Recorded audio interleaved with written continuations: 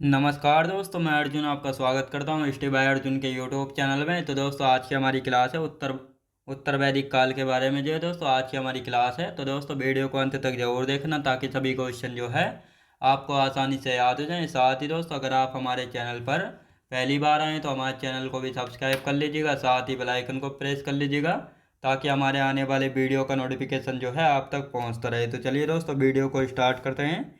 यानी आज की क्लास में हम जानने वाले हैं उत्तर वैदिक काल के बारे में जानेंगे और आज की हमारी पहली क्लास हो जाती है। तो दोस्तों यहाँ पे हेडिंग डालेंगे उत्तर वैदिक काल। उत्तर वैदिक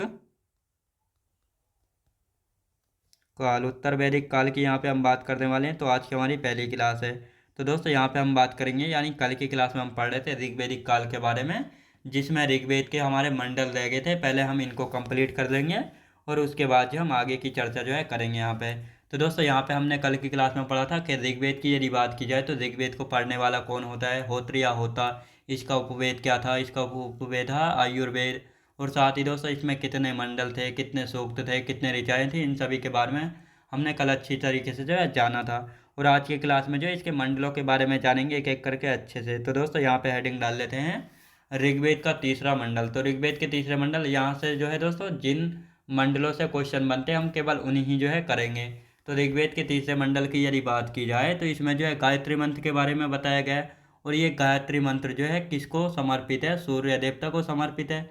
अब इसकी रचना किसने की थी गायत्री मंत्र की, तो ऋषि विश्वामित्र जी के द्वारा जो है इसकी रचना की गई थी।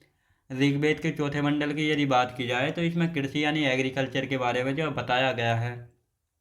और साथ ही दोस्तों यहाँ से जो है पृथ्वी वेन्यू पुरुष के बारे में पता लगता है। अब ये पृथ्वी वेन्यू पुरुष कौन था, तो ये भारत का जो है पहला कृषि इंजीनियर था। तो दोस्तों अब इन दोनों मंडलों के बारे में लिख लेते हैं। तीसरा मंडल, ऋग्वेद के तीसरे मंडल की यदि बात की जाए तो इसमें जो है दोस्तों गायत्री मंत्र के बारे में बताया गया है। गायत्री मंत्र के बारे में जो है बताया गया। और ये किसको समर्पित है, सूर्य देवता को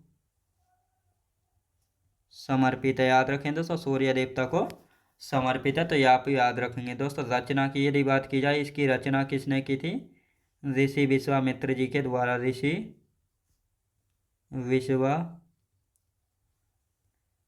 जी के द्वारा जो है इसकी रचना की गई थी। अब दोस्तों यहाँ पे हम बात करते हैं चौथा मंडल।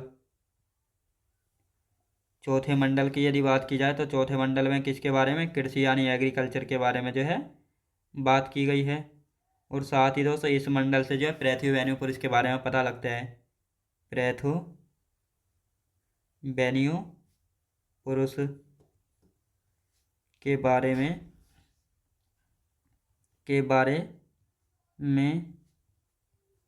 पता चलता है। अब ये पृथ्वी वेन्यू कौन था, भारत का पहला कृषि इंजीनियर था। भारत का पहला कृषि इंजीनियर था। भारत का जो है पहला कृषि इंजीनियर था। तो ये आपको याद रखना है। अब दोस्तों यहाँ पे हम बात करने वाले हैं ऋग्वेद के सातवें मंडल के बारे में। तो दोस्तों ऋग्वेद के सातवें मंडल से जो है अधिकतर क्वेश्चन पूछा जाता है, तो इसको अच्छे से पढ़ेंगे। सातवां मंडल, सातवां मंडल ऋग्वेद के सातवें मंडल की यदि बात की जाए तो इसमें जो है दोस्तों 10 राज्य युद्ध के बारे में बताया गया है। 10 राज्य युद्ध का वर्णन। अब 10 राज्य युद्ध का वर्णन जो है मैंने पहली क्लासों में बता चुका हूँ मैं कि 10 राज्य युद्ध का वर्णन जो है ऋग्वेद के सातवें मंडल में था। और ये 10 राज्य युद्ध का वर्णन जो है किन किन के बीच जो है लड़ा गया था। तो आर्यों के राजा सुदास थे एक तरफ और एक तरफ थे 10 भारतीय राजा।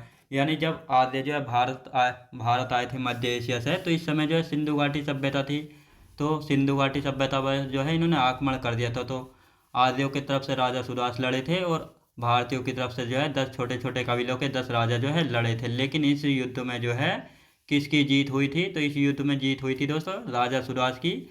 और ये युद्ध जो है 10 राज्य युद्ध किस नदी के किनारे लड़ा गया था, रावी या परुस्नी नदी के किनारे पर जो है लड़ा गया था। तो ये आपको याद रखना है। तो लिखेंगे दोस्तों 10 राज्य युद्ध। अब ये किन किन के बीच जो है लड़ा गया था, राजा सुदास राजा सुदास वर्सेज 10 भारतीय राजा, 10 भारतीय राजाओं के बीच जो है लड़ा गया था। अब दोस्तों इसमें जीत किसकी हुई थी? राजा सुराज की, और इन 10 भारतीय राजाओं की जो है हार हुई थी। अब दोस्तों इसी युद्ध को जो है दशराग्य युद्ध का नाम जो है दिया गया था। अब ये किस नदी के किनारे लड़ा गया था? रावी या परुष्णी नदी के किनारे, रावी या परुष्णी नदी के किनारे जो है लड़ा गया था। तो ये आपको याद रखना है। अब दोस्तों यहाँ पे हम बात करने वाले हैं ऋग्वेद के 8वें मंडल के बारे में।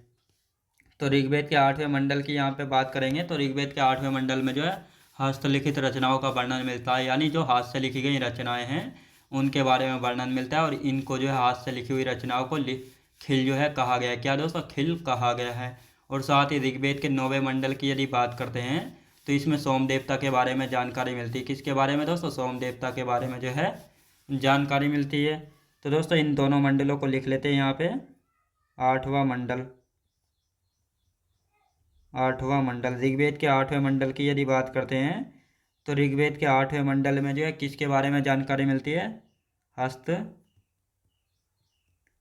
लिखित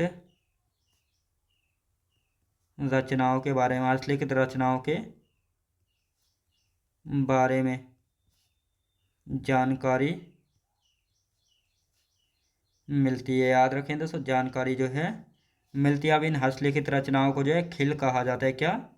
खिल कहा जाता है। क्या कहा जाता है दोस्तों? खिल जो है कहा जाता है। अब यहाँ पे बात करेंगे ऋग्वेद का 9वां मंडल, 9वां मंडल ऋग्वेद के 9वें मंडल की यदि बात की जाए तो ऋग्वेद के 9वें मंडल में जो है किसके बारे में बताया है? सोम देवता के बारे में जानकारी मिलती है। सोम देवता के बारे में जानकारी मिलती है, जानकारी जो है मिलती है। तो ये आपको याद रखना है। अब दोस्तों यहाँ पे हम बात करेंगे ऋग्वेद का 10वां मंडल। ऋग्वेद के 7वें मंडल और 10वें मंडल से अधिकतर जो है क्वेश्चन पूछे जाते हैं, तो इसको अच्छे से पढ़ेंगे। तो इसमें किसके बारे में जानकारी मिलती है? तो 10वां मंडल, 10वां मंडल। तो दोस्तों ऋग्वेद के 10वें मंडल की यदि बात की जाए तो इसमें जो है किसके बारे में? जाति व्यवस्था या वर्ण व्यवस्था के बारे में बताया गया है। इसमें जाति व्यवस्था, जाति व्यवस्था या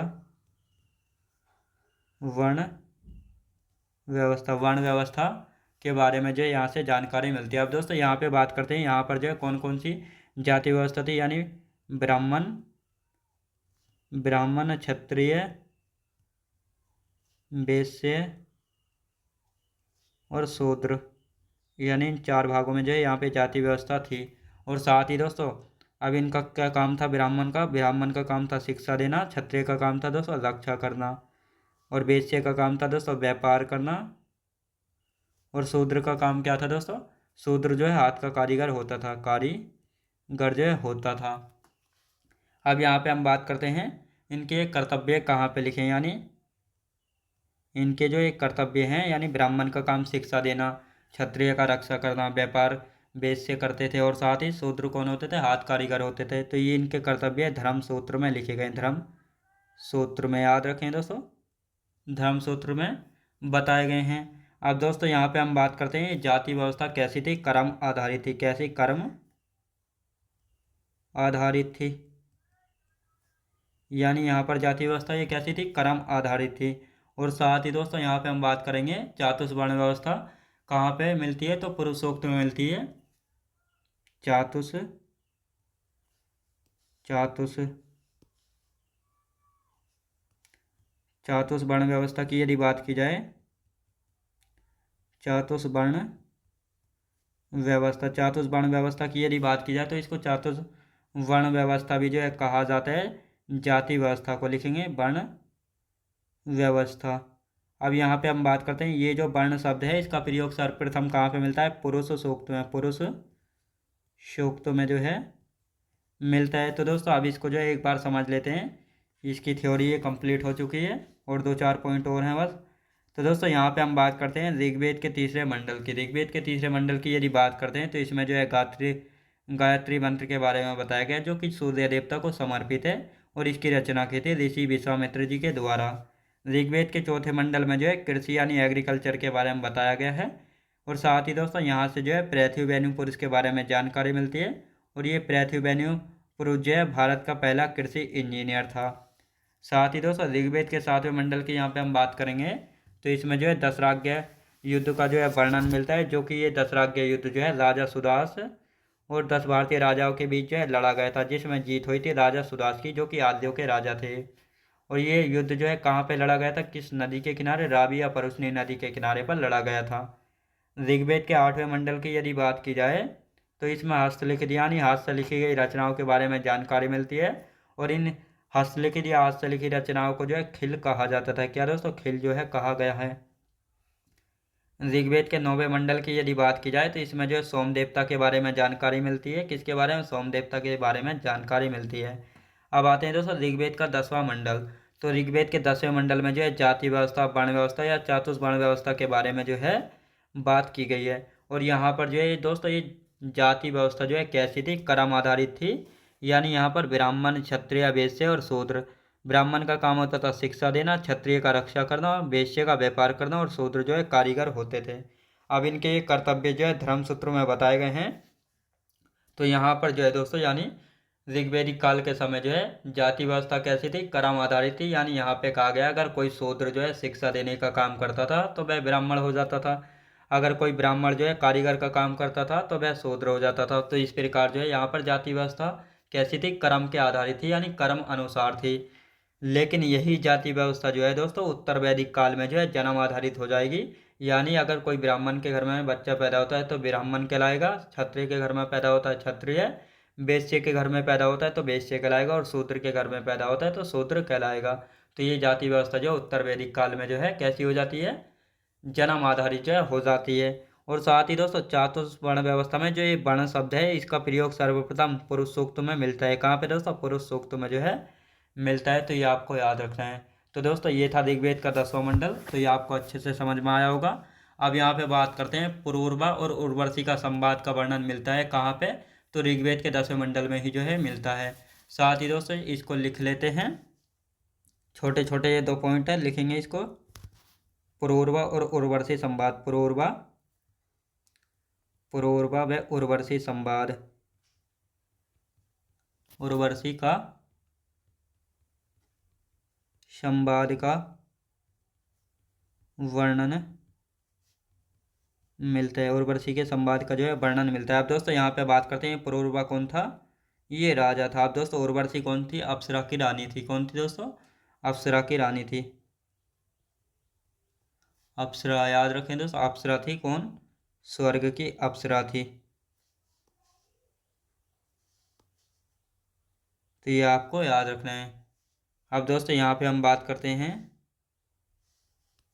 ये जो अप्सरा कौन थी, स्वर्ग की रानी थी, ये आपको याद रखना है। अब दोस्तों यहाँ पे हम बात करेंगे ऋग्वेद की शुरुआत जो है, यानी जो ऋग्वेद हमारा पहला वेद है जो कि सबसे पुराना वेद है, तो इसकी शुरुआत जो है पूर्व वैदिक काल में हुई थी, लेकिन ये उत्तर वैदिक काल तक जो है समाप्त हुआ था, यानी कंप्लीट हुआ था। तो इसको भी यहाँ पे लिख लेते हैं, ऋग्वेद को, ऋग्वेद की शुरुआत, ऋग्वेद की शुरुआत, ऋग्वेद की शुरुआत की यदि बात करते हैं तो पूर्व वैदिक काल में हुई थी। पूर्व वैदिक काल में, किस काल में दोस्तों, पूर्व वैदिक काल में हुई थी, लेकिन उत्तर वैदिक काल तक ये समाप्त हुआ था। उत्तर वैदिक काल तक समाप्त जो है हुआ था, समाप्त हुआ था, याद रखें दोस्तों। तो ये आपको याद रखें। आप दोस्तों यहाँ पे हमारा आज का टॉपिक शुरू होता है उत्तर वैदिक काल। तो उत्तर वैदिक काल की यहाँ पे हेडिंग डाल लेते हैं, उत्तर वैदिक काल। उत्तर वैदिक काल की यदि बात करते हैं तो दोस्तों इसका समय जो उत्तर वैदिक काल का 1000 BC से लेकर 600 BC तक जो है उत्तर वैदिक काल का समय जो है रहा था। अब दोस्तों उत्तर वैदिक काल के बारे में क्या क्या विशेष हैं, तो अब इन सभी के बारे में हम चर्चा करेंगे। तो दोस्तों उत्तर वैदिक काल की यदि बात की जाए तो इसका यानी उत्तर वैदिक काल में जो हम 3 वेदों को पढ़ते हैं, सामवेद, यजुर्वेद और अथर्ववेद के बारे में जो है पढ़ते हैं। और साथ ही दोस्तों इस काल में जो है वेद त्रय यह त्रय की रचना हुई थी, जिसमें आते हैं ऋग्वेद, सामवेद और यजुर्वेद। साथ ही दोस्तों सामवेद की यदि बात की जाए तो सामवेद जो है लगभग ऋग्वेद पर आधारित वेद है। इसको संगीत का जनक कहा जाता है। और यहाँ पर जो है दोस्तों स्वरों का सर्वप्रथम सबसे पहले सामवेद में वर्णन मिलता है। यह यानी सारे गा मा पा धा नि सा, तो ये सारे सुर कहाँ पे मिलते हैं? सर्वप्रथम सामवेद में जो है मिलते हैं, इसीलिए इसको संगीत का जनक जो है कहा जाता है। सामवेद को पढ़ने वाले को कहा गया उद्गाता, और इसका उपवेद है दोस्तों गंधर्व वेद। तो इन सभी को लिख लेते हैं, फिर बाकी जो दो वेद बचेंगे उनके बारे में पढ़ेंगे। तो दोस्तों यहाँ पे हम बात करेंगे यानी उत्तर वैदिक काल की। उत्तर वैदिक काल की यदि बात करते हैं तो दोस्तों उत्तर वैदिक काल यानी इस काल में 3 वेदों को पढ़ा जाता है। इस काल में 3 वेदों को पढ़ा जाता है। इस काल में जो है दोस्तों 3 वेदों को जो है पढ़ा जाता है। कौन कौन से 3 वेद हैं? तो पहला हो जाता है दोस्तों सामवेद, यजुर्वेद, यजुर्वेद हो जाता है, और अथर्ववेद। अथर्ववेद, तो इन 3 वेदों को जो है इस काल में पढ़ा जाता है। और साथ ही दोस्तों यहाँ पे हम बात करते हैं इस काल में जो है वेद त्रय की रचना हुई थी। इस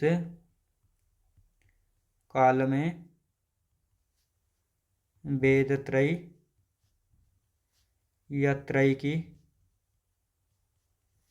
रचना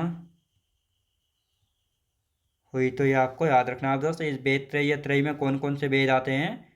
तो ऋग्वेद आता है, ऋग्वेद, सामवेद और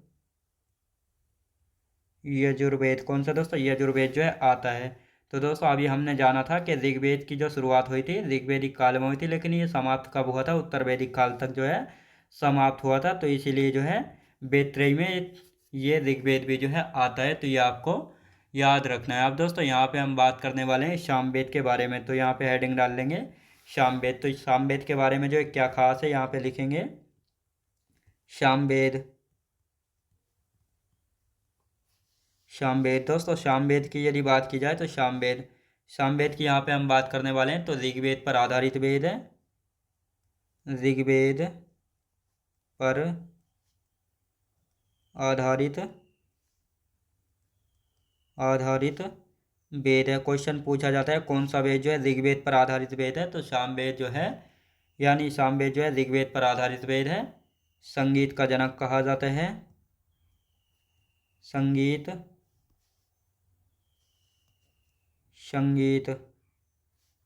का जनक कहा जाता है। किसको कहा जाता है? सामवेद को जो है कहा जाता है संगीत का जनक। अब इसको संगीत का जनक क्यों कहा जाता है? क्योंकि स्वरों का सर्वप्रथम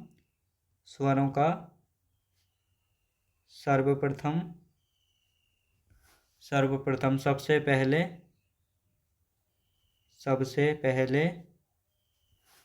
पहले सामवेद में वर्णन मिलता है। सामवेद में वर्णन मिलता है। सामवेद में जो है वर्णन मिलता है। कौन कौन से सुर हैं दोस्तों? सारे गा मा पा धा नी सा। तो ये सारे सुर जो है दोस्तों कहाँ पे मिलते हैं? ये सारे सुर जो है ये मिलते हैं सामवेद में। तो इसीलिए जो है संगीत का जनक किसको कहा जाता है? सामवेद को जो है कहा जाता है। अब दोस्तों सामवेद को जो पढ़ने वाला होता है उसको क्या कहा जाता है? सामवेद को पढ़ने वाला। तो सामवेद को पढ़ने वाले को उद्गाता कहा गया है। उद्गाता, जिस प्रकार ऋग्वेद को पढ़ने वाला होत्र या होता था, तो उसी प्रकार जो है सामवेद को पढ़ने वाले को उद्गाता कहा गया है। और इसके उपवेद की यदि बात की जाए तो सामवेद का उपवेद क्या है दोस्तों? इसका उपवेद है दोस्तों गंधर्व वेद। गंधर्व वेद क्या है दोस्तों? गंधर्व वेद है। तो ये आपको याद रखना है। अब दोस्तों यहाँ पे हम बात करते हैं यजुर्वेद की यदि बात करते हैं यजुर्वेद, तो ये जो है दोस्तों यजुर्वेद जो है 2 शाखाओं से मिलकर बना है, कृष्ण शाखा व शुक्ल शाखा। साथ ही ये गद्य व पद्य दोनों में है, जो कि चंपू काव्य का उदाहरण है। साथ ही दोस्तों इस यजुर्वेद में जो है बलि देने के बारे में बलि देने के बारे में बताया गया, और साथ ही दोस्तों यज्ञ व कर्म कांडों के बारे में जानकारी मिलती है।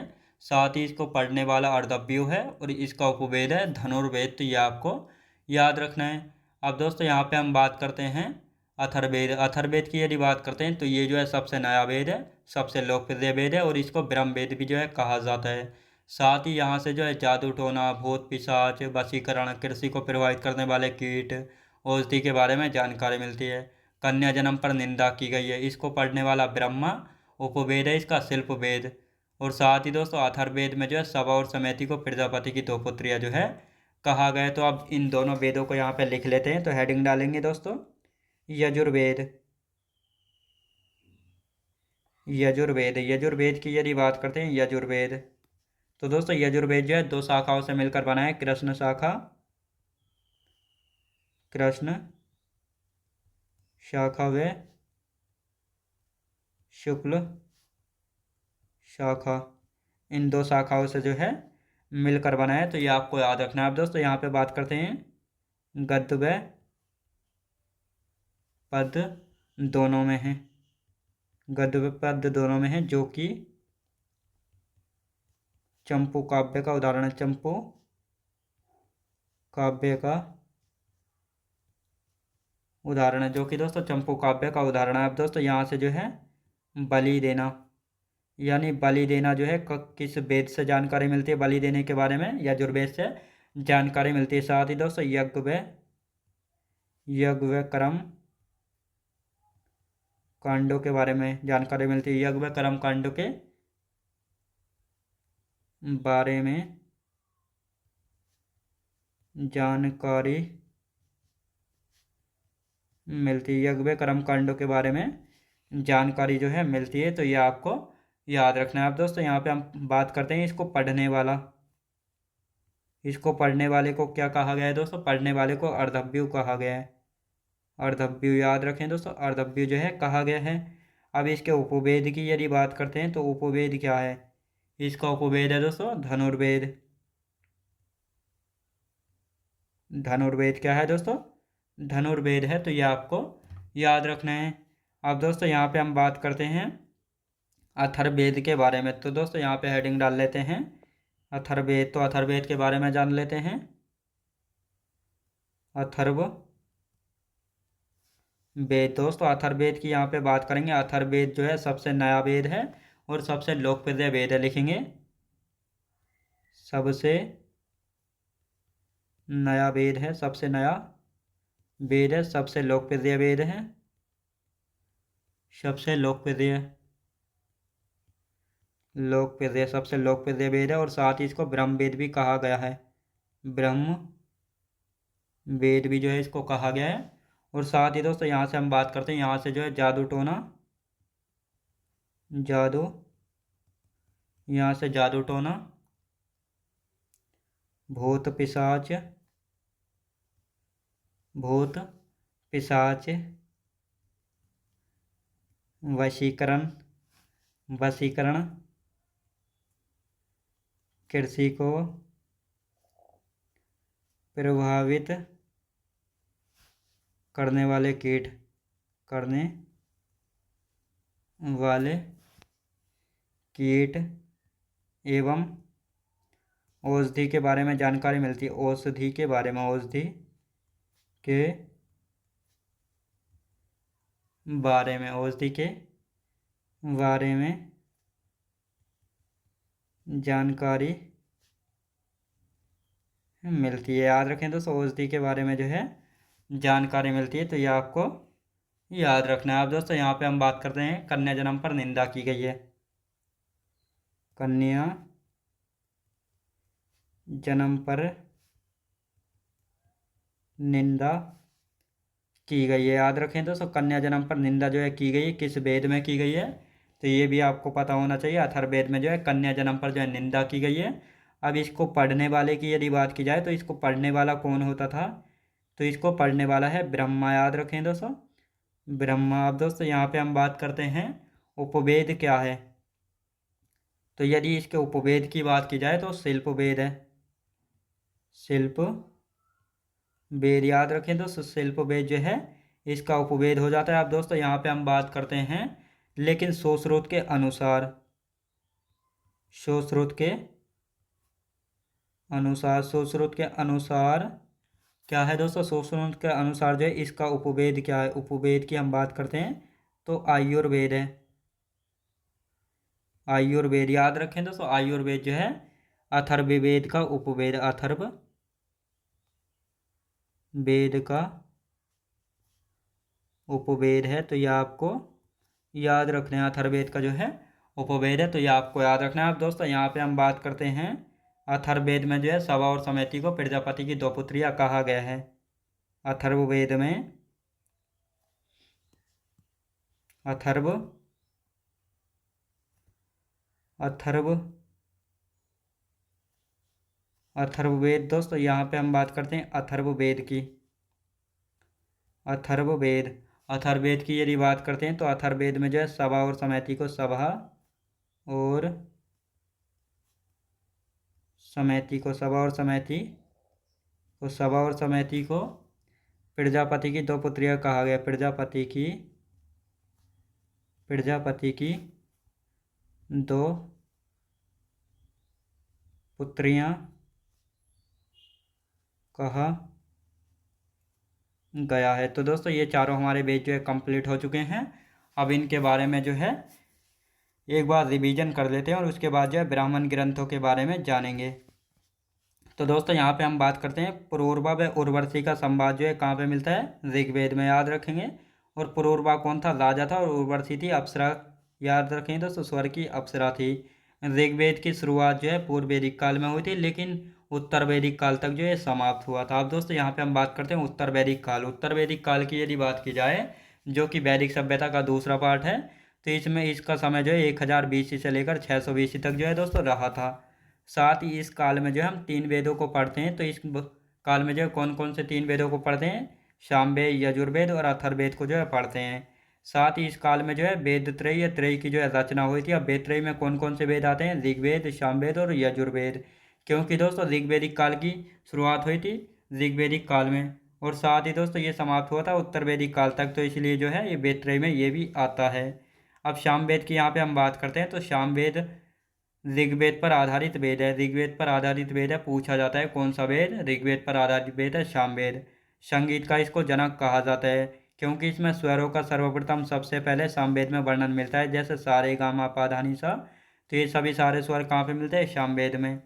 सामवेद को पढ़ने वाले को उद्गाता कहा गया, यानी जो सामवेद को पढ़ता है उसको उद्गाता कहा गया है। इसका उपवेद है गंधर्व वेद, क्या है दोस्तों, गंधर्व वेद। यजुर्वेद की यदि बात की जाए तो ये 2 शाखाओं से मिलकर बना है, कृष्ण शाखा व शुक्ल शाखा। साथ ही गद्य व पद्य दोनों में है, जो कि चंपू काव्य का उदाहरण है। तो क्वेश्चन यहाँ से पूछा जाता है कौन सा वेद 2 शाखाओं से मिलकर बना है और कौन सा वेद जो है गद्य व पद्य दोनों में है, तो यजुर्वेद है। बलि देने के बारे में कहाँ से जानकारी मिलती है, यजुर्वेद से। यज्ञ व कर्म कांडों के बारे में जानकारी मिलती है यजुर्वेद से। पढ़ने वाले की यहाँ पे हम बात करेंगे तो अर्धव्यु इसको पढ़ने वाला है, और इसका उपवेद है दोस्तों धनुर्वेद, क्या है दोस्तों, धनुर्वेद। अब आते हैं दोस्तों अथर्ववेद। अथर्ववेद की यदि बात करते हैं तो ये सबसे नया वेद है, सबसे लोकप्रिय वेद है, और साथ ही इसको ब्रह्मवेद के नाम से भी जाना जाता है। यहाँ से जो है दोस्तों जादू टोना, भूत पिशाच, वशीकरण, कृषि को प्रभावित करने वाले कीट, औषधि के बारे में जानकारी मिलती है, कहाँ से, अथर्ववेद से।